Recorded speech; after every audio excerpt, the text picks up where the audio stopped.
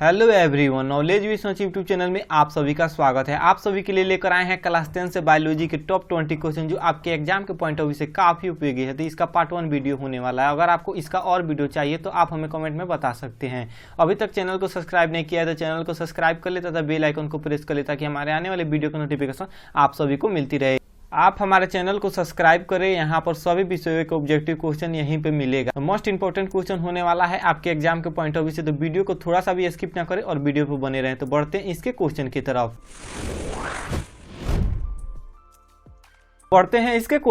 तो वीडियो को अंत तक देखिएगा। सभी क्वेश्चन आपके एग्जाम के पॉइंट ऑफ व्यू से बनाया गया, तो वीडियो को थोड़ा सा भी स्किप न कीजिएगा। इसका फर्स्ट नंबर क्वेश्चन ये है कि पतियों में गैसों का आदान प्रदान कहाँ से होता है। तो पतियों में गैसों का आदान प्रदान कहाँ से होता है, तो मोस्ट इंपॉर्टेंट क्वेश्चन है। अगर आपको आंसर इसका देना है तो जब तक मैं ऑप्शन बोलूंगा इसका आंसर आप कमेंट बॉक्स में बता सकते हैं। इसका ई नंबर ऑप्शन दिया है कि सिरा, बी में दिया है रंध्र और सी में दिया है मध्य सिरा और डी में दिया इनमें से कोई नहीं। तो इसका राइट आंसर क्या होगा, तो आप सभी को बी नंबर ऑप्शन इसका याद रखना है।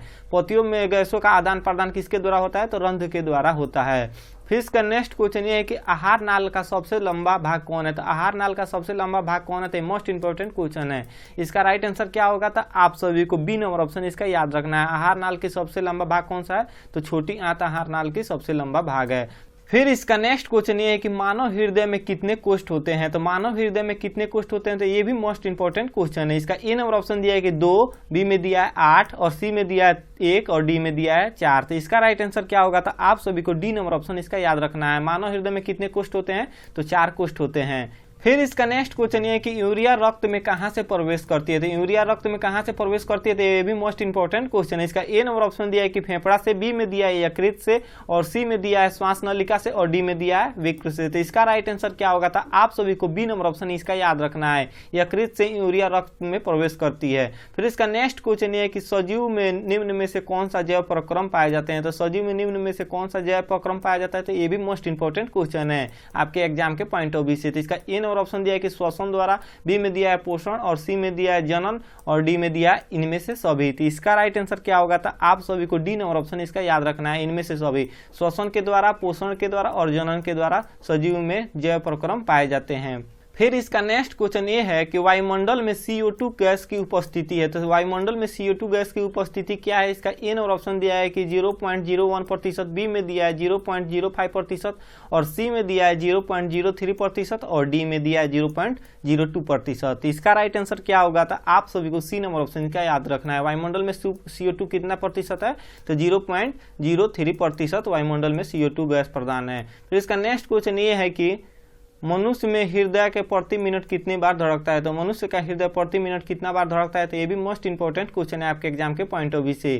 तो इसका ए नंबर ऑप्शन दिया है कि 120 बार, बी में दिया है 72 बार और सी में दिया है 200 बार और डी में दिया है 500 बार। तो इसका राइट आंसर क्या होगा, तो आप सभी को बी नंबर ऑप्शन याद रखना है। मनुष्य में हृदय प्रति मिनट कितना बार धड़कता है, तो 72 बार धड़कता है। ये मोस्ट इंपॉर्टेंट क्वेश्चन है। फिर इसका नेक्स्ट क्वेश्चन है कि दही के जमने में कौन सी क्रिया सहायक होती है। तो दही के जमने में कौन सी क्रिया सहायक होती है, तो ये भी मोस्ट इंपॉर्टेंट क्वेश्चन है। इसका ए नंबर ऑप्शन दिया है कि अपघटन, बी में दिया है प्रकाश संश्लेषण और सी में दिया है किण्वन और डी में दिया है उत्सर्जन। तो इसका राइट आंसर क्या होगा, तो आप सभी को सी नंबर ऑप्शन याद रखना है। दही के जमने में कौन सी प्रक्रिया सहायक होती है, तो किण्वन प्रक्रिया सहायक होती है। फिर इसका नेक्स्ट क्वेश्चन है कि 2 तंत्रिका कोशिका के मध्य खाली स्थान को क्या कहते हैं। तो 2 तंत्रिका कोशिका के मध्य खाली स्थान को क्या कहते हैं, तो ये भी मोस्ट इंपॉर्टेंट क्वेश्चन है। इसका ए नंबर ऑप्शन दिया है कि सिनेप्स, बी में दिया है आवेग और सी में दिया है मुख और डी में दिया है इनमें से कोई नहीं। थी इसका राइट आंसर क्या होगा, था आप सभी को ए नंबर ऑप्शन याद रखना है। सिनेप्स कहलाती है। 2 तंत्रिका और कोशिका के मध्य खाली स्थान को क्या कहते हैं, तो सिनेप्स कहते हैं। फिर इसका नेक्स्ट क्वेश्चन ये है कि पुष्पी पौधों में लैंगिक जनन किसके द्वारा होता है। तो पुष्पी पौधों में लैंगिक जनन किसके द्वारा होता है, तो ये भी मोस्ट इंपॉर्टेंट क्वेश्चन है। तो वीडियो को थोड़ा सा भी स्किप ना करें। अगर चैनल को सब्सक्राइब नहीं किया है तो चैनल को सब्सक्राइब कर दे प्लीज। इसका ए नंबर ऑप्शन दिया है कि पत्तियों द्वारा, बी में दिया है तने द्वारा और सी में दिया है फूलों द्वारा और डी में दिया है बीज द्वारा। तो इसका राइट आंसर क्या होगा, तो आप सभी को सी नंबर ऑप्शन इसका याद रखना है। पुष्प पौधों में लैंगिक जनन किसके द्वारा होता है, तो फूलों के द्वारा होता है। फिर इसका नेक्स्ट क्वेश्चन ये है कि मानव शरीर में किसी सामान्य कोशिका में गुणसूत्रों के कितने युग्म होते हैं। तो मानव शरीर में किसी सामान्य कोशिका में गुणसूत्रों के कितने युग्म होते हैं, तो ये भी मोस्ट इंपॉर्टेंट क्वेश्चन है आपके एग्जाम के पॉइंट ऑफ व्यू से। इसका ए नंबर ऑप्शन दिया है कि 21, बी में दिया है 22 और सी में दिया है 23 और डी में दिया है 46। तो इसका राइट आंसर क्या होगा, तो आप सभी को सी नंबर ऑप्शन याद रखना है।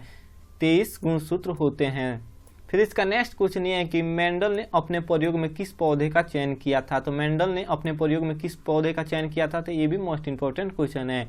इसका ए नंबर ऑप्शन दिया है कि मटर, बी में दिया है सेम और सी में दिया है चना और डी में दिया है इनमें से सभी। तो वो कौन से पौधा का चयन किए थे, तो इसका ए नंबर ऑप्शन आप सभी को याद रखना है। मेंडल ने अपने प्रयोग में मटर पौधा का प्रयोग किया था। फिर इसका नेक्स्ट क्वेश्चन ये है कि किस प्रकार के प्रोटीन में द्विगुणन की क्षमता होती है। तो किस प्रकार के प्रोटीन में द्विगुणन की क्षमता होती है, तो ये भी मोस्ट इंपॉर्टेंट क्वेश्चन है। इसका ए नंबर ऑप्शन दिया है कि आरएनए में, बी में दिया है डीएनए में और सी में दिया है विकृत प्रोटीन में और डी में दिया है उपयुक्त सभी में। तो इसका राइट आंसर क्या होगा, था आप सभी को बी नंबर ऑप्शन याद रखना है, डीएनए में। मोस्ट इंपॉर्टेंट क्वेश्चन ये भी है। फिर इसका नेक्स्ट क्वेश्चन है कि निम्नलिखित में कौन एक भूमिगत जल का उदाहरण है। तो निम्नलिखित में से कौन एक भूमिगत जल का उदाहरण है, तो ये भी मोस्ट इंपॉर्टेंट क्वेश्चन है। इसका ए नंबर ऑप्शन दिया है कि नदी, बी में दिया है कुआं और सी में दिया है तालाब और डी में दिया है समुद्र। तो भूमिगत जल का कौन सा उदाहरण है, तो इसका राइट आंसर आप सभी को बी नंबर ऑप्शन याद रखना है, कुआं है जो भूमिगत जल का उदाहरण है। फिर इसका नेक्स्ट क्वेश्चन ये है कि चिपको आंदोलन का मुख्य उद्देश्य सुरक्षित करना था। तो चिपको आंदोलन का मुख्य उद्देश्य क्या सुरक्षित करना था, तो ये भी मोस्ट इंपॉर्टेंट क्वेश्चन है आपके एग्जाम के पॉइंट ऑफ व्यू से। तो इसका ए नंबर ऑप्शन दिया है कि मिट्टी को, बी में दिया है वृक्षों को और सी में दिया है जल को और डी में दिया है बिजली को। तो क्या सुरक्षित करना था, तो इसका आंसर आप सभी को बी नंबर ऑप्शन याद रखना है, वृक्षों को। चिपको आंदोलन का मुख्य उद्देश्य वृक्षों को सुरक्षित करना था। फिर इसका नेक्स्ट क्वेश्चन ये है कि प्राचीन मानव की सबसे पहली आवश्यकता क्या थी। तो प्राचीन मानव की सबसे पहली आवश्यकता क्या थी, तो ये भी मोस्ट इंपॉर्टेंट क्वेश्चन है। इसका ए नंबर ऑप्शन दिया है कि भोजन, बी में दिया है आवास और सी में दिया है वस्त्र और डी में दिया है इनमें से सभी। थी इसका राइट आंसर क्या होगा, था आप सभी को ए नंबर ऑप्शन याद रखना है। प्राचीन मानव की सबसे पहली आवश्यकता क्या थी, तो भोजन की आवश्यकता सबसे पहले थी। फिर इसका नेक्स्ट क्वेश्चन ये है कि जीवन की उत्पत्ति पृथ्वी पर कहाँ पर हुई थी। तो जीवन की उत्पत्ति पृथ्वी पर कहाँ पर हुई थी, तो ये भी मोस्ट इंपॉर्टेंट क्वेश्चन है। इसका ए नंबर ऑप्शन दिया है कि स्थल पर और बी में दिया है जल में और सी में दिया है आकाश में और डी में दिया है अग्नि में। तो इसका राइट आंसर क्या होगा, था आप सभी को बी नंबर ऑप्शन याद रखना है, जीवन की उत्पत्ति पृथ्वी पर सबसे पहले जल में हुई थी। फिर इसका नेक्स्ट क्वेश्चन है कि इंसुलिन हार्मोन की खोज किसने की। तो इंसुलिन हार्मोन की खोज किसने की, तो ये भी मोस्ट इंपॉर्टेंट क्वेश्चन। इसका ए नंबर ऑप्शन दिया है कि बैटिंग, बी में दिया है डार्विन और सी में दिया है लामार्क और डी में दिया है उपयुक्त सभी। तो इसका राइट आंसर क्या होगा, तो इसका राइट आंसर आप सभी को ए नंबर ऑप्शन याद रखना है, इंसुलिन हार्मोन की खोज किसने की, तो बैटिंग ने की। फिर इसका नेक्स्ट क्वेश्चन है कि पौधों में गैसों का आदान प्रदान के लिए रहते हैं। तो पौधों में गैसों के आदान प्रदान के लिए कौन रहता है, तो आपके पास चार ऑप्शन दिया गया। ए में दिया है कि जड़, बी में दिया है रंध्र और सी में दिया है तना और डी में दिया है टहनी। तो इसका राइट आंसर क्या होगा, था आप सभी को बी नंबर ऑप्शन इसका याद रखना है। पौधों में गैसों के आदान प्रदान के लिए कौन रहता है, तो रंध्र उपस्थित रहता है। मोस्ट इंपॉर्टेंट क्वेश्चन ये भी है।